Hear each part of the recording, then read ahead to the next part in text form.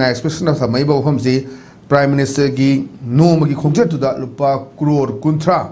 expenditure तौकी सिना की खर्चा तौकी है से तमो साइदी तमो के करी बोथ मिनी ओके अखोई भारत की अखोई प्राइम मिनिस्टर अखोई नरेंद्र मोदी अखोई भारत की प्राइम मिनिस्टर ने अखोई मयाम की मपुनी गंगा मपुरी अदो प्राइम मिनिस्टर मना अखोई मागी नोमगी मागी विजिट तमा मन पुला को मत मत खोचत मत मागी तमदा सिदा लुपा अखोई 30 करोड़ अखोई माना दुगी खर्च एक्सपेंड तौकी है से अखोई पोंदो रे याम ꯃꯛꯄ ꯍꯥꯏꯕ ꯕꯤꯗ ꯑꯩꯈꯣꯏꯒꯤ ꯀꯩꯅꯣ ꯑꯩꯈꯣꯏꯒꯤ ꯍꯥꯟꯅ ꯑꯩꯈꯣꯏꯒꯤ ꯂꯨꯆꯤꯡꯕꯅ ꯍꯥꯏꯕ ꯑꯃ ꯑꯣꯏꯕꯁꯤꯗ ꯑꯩꯈꯣꯏꯒꯤ ꯃꯥꯒꯤ ꯁꯤꯟꯁꯤꯌꯔꯤꯇꯤ ꯑꯣꯏꯒꯗꯕꯅꯤ ꯑꯗꯒꯤ ꯑꯩꯈꯣꯏꯒꯤ ꯑꯣꯅꯦꯁꯇꯤ ꯑꯣꯏꯒꯗꯕꯅꯤ ꯗꯤꯗꯤꯀꯦꯠ ꯇꯧꯒꯅꯤ ꯀꯠꯊꯣꯛꯀꯗꯕ ꯑꯃ ꯇꯧꯒꯗꯕꯅꯤ ꯌꯥꯔꯤꯕꯈꯩ ꯑꯩꯈꯣꯏꯒꯤ ꯂꯨꯆꯤꯡꯕ ꯍꯥꯏꯕꯁꯤꯅ ꯑꯩꯈꯣꯏ ꯒꯦꯃꯔ ꯋꯥꯔꯜꯗ ꯑꯩꯈꯣꯏꯒꯤ ꯇꯥꯎꯔꯣꯏꯗꯧꯕꯅꯤ ꯑꯗꯨꯒ ꯑꯌꯥꯝꯕ ꯃꯇꯝꯗ ꯃꯥꯒꯤ ꯂꯣꯏꯅꯕ ꯃꯥꯒꯤ ꯂꯣꯏꯅ ꯑꯣꯔꯗꯔ ꯐꯤꯕꯝ ꯐꯠꯇꯦ ꯉꯥꯛ ꯁꯦꯟꯕ ꯈꯣꯠꯄ ꯇꯧꯕꯒꯤꯗꯧꯅ ꯑꯩ ꯁꯣꯛꯄ ꯌꯥꯔꯣꯏꯅ ꯁꯦꯀ꯭ꯌꯨꯔꯤꯇꯤ ꯀꯩꯀꯩꯗ ꯉꯥꯛ ꯁꯦꯟꯕꯒꯤ ꯑꯗꯨ ꯇꯧꯕ ꯁꯔꯨꯛ ꯆꯠꯊꯤꯡꯒꯤ ꯋꯥ ꯑꯣꯏꯔꯒ ꯑꯗꯨꯒ ꯁꯤꯖꯤꯟꯅꯕ ꯌꯥꯗꯕ ꯄꯩꯁꯥ ꯈꯔ ꯁꯦꯛꯁꯟ ꯇꯧꯕ ꯇꯥꯔꯒꯁꯨ ꯅꯨꯡꯕꯒꯤ ꯄ꯭ꯔꯥꯏꯝ ꯃꯤꯅꯤꯁꯇꯔꯅ ꯑꯩꯈꯣꯏꯒꯤ ꯈꯣꯡꯆꯠ ꯑꯃ ꯆꯠꯄꯗꯅ ꯂꯨꯄꯥ 30 ꯀꯣꯔ ꯑꯩꯈꯣꯏꯒꯤ ꯑꯗꯨꯒꯤ ꯑꯦꯛꯁꯄꯦꯟ ꯇꯧ ꯇꯥꯔꯒꯗꯤ ꯀꯃꯥꯏꯅ ꯇꯧꯔꯤꯅꯣ ꯃꯥ ꯃꯁꯥ ꯁꯣꯛꯄ ꯌꯥꯗꯦ ꯃꯥ ꯑꯗꯨ ꯇꯧꯕ ꯌꯥꯗꯦ ꯁꯤ ꯇꯧꯗꯣꯏꯗꯤ ꯑꯗꯨꯒ ꯃꯅꯤꯄꯨꯔ ꯒꯣꯕꯔꯃꯦꯟ ꯏꯟꯀꯝꯗ ꯂꯣꯏꯅꯃꯛ ꯑꯥꯗ ꯀꯅꯥ ꯂꯩꯈꯥ ꯇꯥꯗꯅ ꯂꯩꯔꯕ ꯃꯌꯥꯝ ꯂꯣꯏ ꯂꯩꯔꯕ ꯂꯩꯇꯕꯅꯦ ꯑꯗꯨ ꯄꯨꯝꯅꯃꯛꯁꯤꯗ ꯑꯩꯈꯣꯏꯒꯤ ꯑꯆꯧꯕꯁꯤꯡ ꯑꯆꯧ ꯑꯁꯥꯡꯁꯤꯡꯁꯤꯅ ꯁꯛꯇꯤ ꯄꯥꯏꯕꯁꯤꯡꯁꯤꯅ ꯃꯥꯅ ꯇꯧꯒꯦ ꯍꯥꯏꯕꯗ ꯇꯧꯕꯗꯨꯗꯤ ꯑꯗꯨ ꯌꯥꯏ ꯍꯥꯏꯕꯔꯣꯝꯗ ꯆꯠꯄ ꯇꯥꯔꯒꯗꯤ ꯑꯩꯈꯣꯏ ꯃꯤꯌꯥꯝꯅꯁꯨ ꯑꯩꯈꯣꯏꯒꯤ ꯊꯥꯖꯗꯕ ꯂꯨꯆꯤꯡꯕꯁꯤꯡꯗ ꯑꯩꯈꯣꯏꯒꯤ ꯍꯦꯟꯒꯠꯂꯛꯀꯅꯦꯕ ꯑꯗꯨꯅ ꯃꯅꯤꯄꯨꯔꯗ 30 ꯀ꯭ꯔꯣꯔ ꯑꯩꯈꯣꯏꯒꯤ ꯑꯦꯛꯁꯄꯦꯟ ꯇꯧꯗꯅ ꯄ꯭ꯔꯥꯏꯝ ꯃꯤꯅꯤꯁꯇꯔꯅ ꯂꯥꯛꯈꯤꯕꯗꯣ ꯑꯗꯨꯒꯤ ꯀꯥꯟꯅꯕꯗꯨꯗꯤ ꯑꯩꯈꯣꯏꯅ ꯐꯪꯗꯕꯅꯦꯕ 30 ꯀ꯭ꯔꯣꯔ ꯑꯦꯛꯁꯄꯦꯟ ꯇꯧꯗꯅ ꯇꯧꯔꯣ ꯌꯥꯔꯦ ꯉꯥꯎꯕ ꯆꯦꯜꯂꯣ ꯑꯃ ꯇꯧꯔꯣꯕ ꯑꯗꯨ 30 ꯀ꯭ꯔꯣꯔ ꯂꯥꯛꯀꯦ ꯃꯅꯤꯄꯨꯔ ꯂꯥꯛꯄꯒꯤ ꯃꯥꯅ ꯀꯔꯤꯃꯠꯇ ꯃꯥꯅ ꯃꯅꯤꯄꯨꯔ ꯂꯥꯛꯄ ꯈꯣꯡꯆꯠ ꯑꯗꯨꯗ ꯃꯥꯅ ꯃꯅꯤꯄꯨꯔ ꯁꯥꯟꯇꯤ ꯄꯨꯔꯛꯑꯅꯤ ꯑꯩ ꯊꯕꯛꯁꯤ ꯂꯧꯈꯠꯂꯒꯗꯤ ꯍꯥꯏꯕ ꯍꯥꯏꯔꯝꯗꯦ ꯃꯥꯅ ꯀꯪꯂꯥꯗ ꯋꯥꯔꯤ ꯁꯥꯟꯅꯕ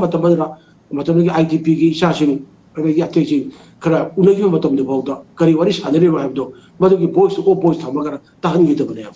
ꯀꯔꯤ ꯍꯥꯏꯔꯤꯅꯣ ꯍꯥꯏꯕꯗꯣ ꯑꯉꯥꯡ ꯑꯃꯅ ꯀꯞꯄꯒ ꯃꯉꯣꯟꯗ ꯍꯪꯗꯅ ꯁꯤ ꯇꯧꯏ ꯈꯨꯝꯕ ꯃꯌꯥꯝꯗꯣ ꯑꯗꯨꯐꯥꯎꯗ ꯃꯥꯅ ꯇꯥꯍꯟꯈꯤꯗꯕꯅꯦꯕ ꯑꯩꯈꯣꯏꯅ ꯇꯥꯍꯟꯗꯦꯕ ꯑꯗꯨꯅ ꯑꯩꯈꯣই ꯂꯨꯆꯤꯡꯕꯁꯤꯡꯅ ꯑꯩ ꯁꯛꯇꯤ ꯄꯥꯏꯔꯦ ꯑꯃ ꯇꯧꯔꯦ ꯍꯥꯏꯔꯒ ꯉꯝꯃꯦ ꯍꯥꯏꯔꯒ ꯑꯩꯈꯣꯏꯒꯤ ꯄꯪꯇꯧꯅ ꯇꯧꯏ ꯍꯥꯏꯕꯗꯤ ꯅꯠꯇꯦ ꯇꯧꯕꯒꯤ ꯃꯑꯣꯡ ꯃꯥꯟꯕꯒꯨꯝꯕꯗꯤ ꯑꯩꯈꯣꯏꯒꯤ ꯇꯧꯍꯟꯒꯨꯝꯁꯤ ꯑꯗꯨꯅ ꯑꯩꯈꯣꯏꯒꯤ ꯃꯅꯤꯄꯨꯔꯒꯨꯝꯕ ꯑꯩꯈꯣꯏꯒꯤ ꯍꯤꯔꯝ ꯈꯨꯗꯤꯡꯃꯛ ꯁꯣꯊꯔꯕ ꯑꯩꯈꯣꯏꯒꯤ ꯁ꯭ꯇꯦꯠ ꯑꯃꯁꯤꯗ ꯑꯩꯈꯣꯏꯒꯤ ꯌꯥꯝꯅ ꯍꯧꯖꯤꯛ IDPꯁꯤꯡꯗ ꯂꯨꯄꯥ 100 ꯄꯤꯔꯝꯕꯗꯨ ꯅꯣꯡꯃ ꯑꯩꯈꯣꯏꯗ ꯍꯟꯊꯔꯅꯤ ꯑꯗꯨ ꯇꯧꯔꯅꯤ ꯍꯥꯏꯔ ꯃꯤꯒꯤ ꯁꯤ ꯂꯥꯏꯐ ꯇꯨ ꯂꯥꯏꯐꯇꯗꯤ ꯀꯔꯤꯗ ꯃꯌꯥꯝ ꯄꯨꯝꯅꯃꯛꯇ ꯂꯩꯔꯤꯕ ꯌꯦꯡꯉꯨ ꯁꯤ ꯃꯌꯥꯝꯁꯦ ꯑꯗꯨꯅ ꯚꯥꯔꯠꯀꯤ ꯂꯨꯆꯤꯡꯕꯁꯤꯡꯅ ꯑꯩꯈꯣꯏ ꯃꯅꯤꯄꯨꯔꯁꯦ ꯑꯩꯈꯣꯏ ꯀꯔꯤ ꯑꯣꯏꯅ ꯈꯟꯕꯅꯣ ꯍꯥꯏꯕꯁꯤꯅꯦꯕ ꯑꯩꯗꯤ ꯒꯨꯖꯔꯥꯠꯇ ꯊꯣꯛꯈꯤꯕ ꯑꯩꯈꯣꯏꯒꯤ ꯃꯨꯁꯂꯤꯝꯁꯨ ꯍꯤꯟꯗꯨꯒꯤ ꯔꯥꯏꯌꯣꯠꯇ ꯇꯧꯈꯤꯕꯗꯣ ꯊꯥ ꯑꯃ ꯆꯪꯈꯤꯕ꯭ꯔꯥꯕ ꯊꯥ ꯑꯍꯨꯝ ꯑꯩꯈꯣꯏ ꯌꯥꯝ ꯊꯥ 4 ꯆꯪꯈꯤꯕ꯭ꯔꯥꯕ ꯌꯥꯝ ꯑꯇꯦꯟꯕ ꯃꯇꯝꯗ ꯂꯣꯏꯁꯤꯟꯅꯕ ꯍꯣꯠꯅꯔꯒ ꯁꯥꯟꯇꯤ ꯄꯨꯔꯛꯅꯕ ꯍꯣꯠꯅꯩꯌꯦꯕ ꯑꯗꯨ ꯑꯩꯈꯣꯏꯒꯤꯗꯗꯤ ꯉꯁꯤꯐꯥꯎꯗ ꯆꯍꯤ 2 ꯃꯈꯥꯏ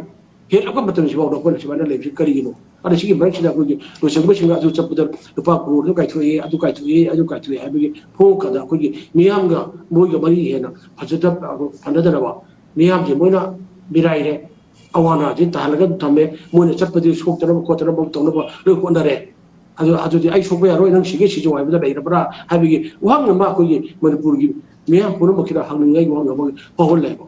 ꯑꯗꯨꯅꯅꯤ ꯑꯩꯈꯣꯏꯅ ꯌꯥꯔꯤꯈꯣꯏꯗꯤ ꯑꯩꯈꯣꯏꯒꯤ ꯂꯨꯆꯤꯡꯕ ꯍꯥꯏꯕꯁꯤꯗꯤ ꯒ꯭ꯔꯥꯃꯔ ꯋꯥꯔꯜꯗ ꯇꯥꯎꯔꯣꯏꯗꯕꯅꯤ ꯗꯤꯗꯤꯀꯦꯠ ꯀꯠꯊꯣꯛꯀꯗꯕꯅꯤ ꯁꯤꯟꯁꯤꯌꯔꯤꯇꯤ ꯑꯣꯏꯒꯗꯕꯅꯤ ꯑꯣꯅꯦꯁꯇꯤ ꯑꯣꯏꯒꯗꯕꯅꯤ ꯇꯨꯡꯒꯤ ꯐ꯭ꯌꯨꯆꯔ ꯖꯦꯅꯦꯔꯦꯁꯟꯒꯤꯗꯃꯛꯇ ꯂꯝꯕꯤ ꯐꯖꯅ ꯔꯣꯗ ꯃꯦꯞ ꯄꯤꯔꯀꯥꯟꯗ ꯊꯝꯃꯝꯕ ꯑꯗꯨ ꯂꯩꯒꯗꯕꯅꯤ ꯑꯗꯨꯝꯕ ꯂꯨꯆꯤꯡꯕꯗꯣ ꯑꯩꯈꯣꯏ ꯑꯣꯏꯍꯟꯅꯤꯡꯉꯤ ꯚꯥꯔꯠꯀꯤ ꯄ꯭ꯔꯥꯏꯝ ꯃꯤꯅꯤꯁꯇꯔ ꯑꯣꯏꯕ ꯈꯪꯗꯦ ꯄ꯭ꯔꯁꯤꯗꯦꯟꯠ ꯑꯣꯏꯕ ꯈꯪꯗꯦ ꯑꯦꯅꯤ ꯌꯨꯅꯤꯌꯟ ꯍꯣꯝ ꯃꯤꯅꯤꯁꯇꯔ ꯑꯣꯏꯕ ꯈꯪꯗꯦ ꯂꯨꯆꯤꯡꯕꯅꯦ ꯊꯣꯛꯄꯤꯔꯕꯁꯤꯡ ꯑꯁꯤꯅꯅꯦ ꯌꯥꯔꯤꯃꯈꯩꯗꯤ ꯑꯩꯈꯣꯏꯒꯤ ꯃꯤꯌꯥꯝꯒ ꯈꯨꯠꯁꯝꯅꯒ ꯃꯤꯌꯥꯝꯒ ꯀꯣꯟꯅꯅ ꯃꯤꯌꯥꯝꯗ ꯑꯩꯈꯣꯏ ꯂꯩꯔꯤ ꯍꯥꯏꯕꯁꯤꯗ ꯑꯗꯨꯒꯤꯗ ꯇꯧꯊꯣꯛꯄ ꯊꯕꯛꯇ ꯎꯠꯂꯒ ꯑꯩꯅ ꯂꯨꯆꯤꯡꯕꯗꯨ ꯑꯣꯏꯍꯟꯅꯤꯡꯉꯦꯕ ꯑꯗꯨꯕꯨ ꯂꯨꯆꯤꯡꯕ ꯅꯠꯇꯅ ꯑꯩꯅ ꯁꯛꯇꯤ ꯄꯥꯏꯔꯤꯉꯩ ꯑꯩꯅ ꯅꯨꯡꯉꯥꯏꯔꯤꯉꯩ ꯑꯩ ꯅꯨꯡꯉꯥꯏꯍꯧꯒꯅꯤ ꯂꯟ ꯊꯨꯝ ꯂꯨꯄा कोटी करोड़ क्या मिलियन क्या खुमजिनगनी नोई लेबाक की अवाब खंगे मियाँ अवाब खंगे आई नुआइतब यारो है वनमदा लेबीब तारगदी हाइबनिको अदो तरुगदी अखोगी अफबा लेबाक चौकप ओइरो लेंगापतुगा मियाँ वजु अफबा मरी अमता लेगोय अदो मतम खुदुमक्ता सोथबा हेंगलकने हाइबचे आई नदी आई थमजगे